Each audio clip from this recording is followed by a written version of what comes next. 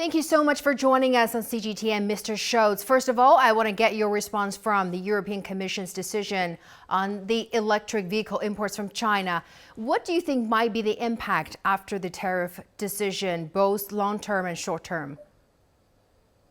Well, the impact, it's too early to say because for now it's an announcement, so it's not final yet.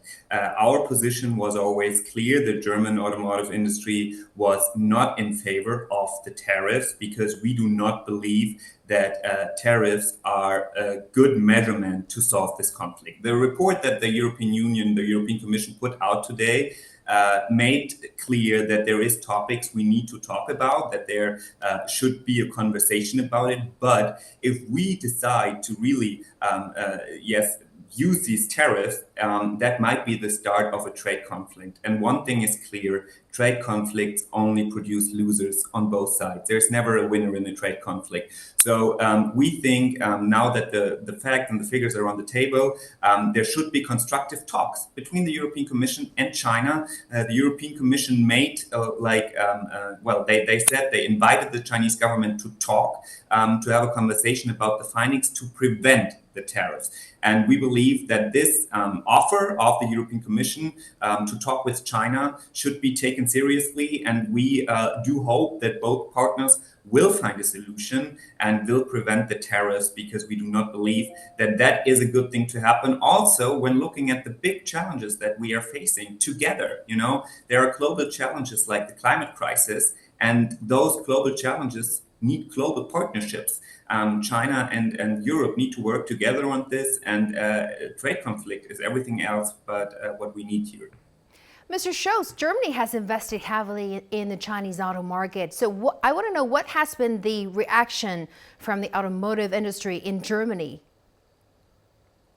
Well, if you look at Europe, to be honest, there is not a clear opinion in all countries, in all member states. Germany has not been in favor of this anti-subsidy investigation by the European Union. Of course, we do want free and fair trade. That is most important. Free and fair trade, we do believe that is important. And now looking at the report, there are findings that need to be talked about, and that we need to find a solution. But as you already said, we are heavily invested in China. We make big investments in China. And we do believe that the presence in China is very important to get the transformation done, the transformation towards climate neutrality, the transformation towards a more digitalized world. So it's very important that there is a presence on this market, and it's very important looking at the global challenges. So we once again hope that the conversation will be taken seriously, that the offer by the European Commission for talks with the Chinese government will be taken seriously, and both parties will find a solution to prevent these tariffs.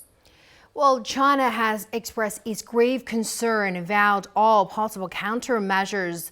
And as you've mentioned, there might be some constructive talks between China and the European Union. So what do you think might happen between now and July the 4th? I think if both sides go open-minded into these talks, there will be a possible solution. Because let's be honest. I mean, who has interest in a trade conflict between China and the European Union? I don't think anybody wants this right now.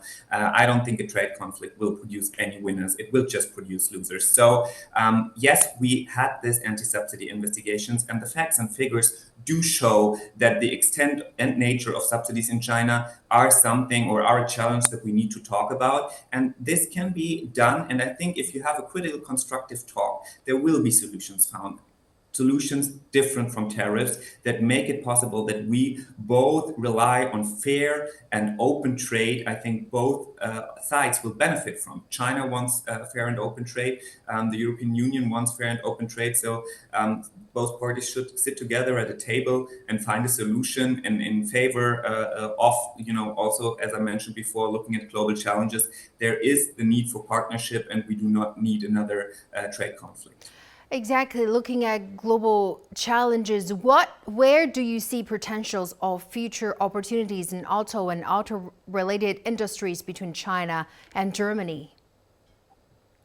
Well, Mr. Scholz, our chancellor, just was recently in China and had a few talks also concerning the automotive industry. And I think, especially when it comes to automated and autonomous driving, there is a partnership between Germany and China that is has very high potential in this field. And in general, I mean, China is by far the biggest market. It's if you want to go big in transformative technology. If you want to, scale all of your electric vehicles, you have to be active on the Chinese market. I think the competitiveness of the Chinese market is also important for the innovation of the industry. Competitiveness in general is a good thing. It makes the world more innovative, and also for the customers, it produces the best results. So yeah, we are invested in China, and we do believe in this partnership, and that's why we do really call upon both parties, especially on China now that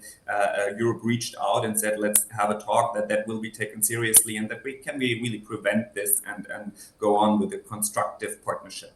Well, this year, the EU has recorded a slower growth rate of new EV sales compared to previous years. So what factors have caused this, and what impact might it have on the EU's 2035 goal to ban the sales of new fossil fuel cars?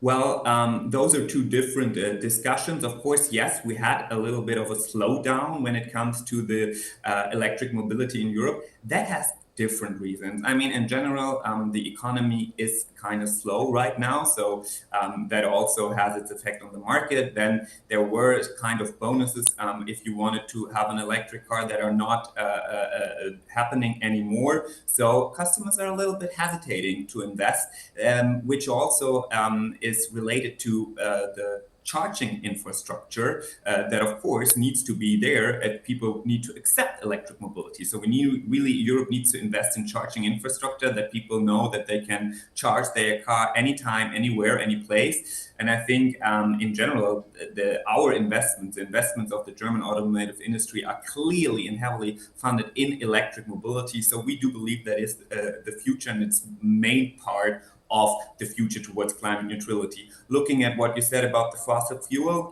there is discussions about it. We have always been against a ban, a general ban of the fossil fuels, because we believe that different regions in the world require different solutions and different technologies. So technologies that include hydrogen, that include synthetic fuels. So and we should not talk about bans. We should talk about what needs to be done, that the goals that we have set for 2035 can be reached. And that is, for example, investing in charging infrastructure, investing in the competitiveness, in the attractiveness of the location side. So let's talk about how we can do anything possible to reach these goals, because the climate crisis is one of the most challenging jobs of our time, and it's our mission to get this done and to reach our climate goals. So that's where our focus is being on right now. Mr. Schutz, let's look back at the announcement, which includes a 17.4% tariff on BYD and 20% on Geely and 38.1% on SAIC. So how do you look at the rate of 38.1%? Well, I do not really want to comment on the specific tariffs, but what I can say is that those high tariffs are not a solution for the problem that we are facing. Tariffs have never helped to solve a conflict, and they will cause counteracts, of course. You know, China has already said that they are looking at measurement that they will take now. So I think that this is not the right way that we are heading at, and the different tariffs have, of course, different reasons behind them in the report. But in general, what we need to say is really all importance or all consideration should really now be on the offer of the European Commission to talk about this, to find a solution. Once again, this is not final. This can happen. This could happen. As you mentioned before, it's still some time until 4th of July. So now it's a time for our governments to sit together, for the European Commission and the Chinese government to sit together and to find a solution to prevent this tariffs. I think that will be beneficial for both sides. Cooperation is always better than confrontation. Thank you so much, Mr. Schutz, for your time. Appreciate it.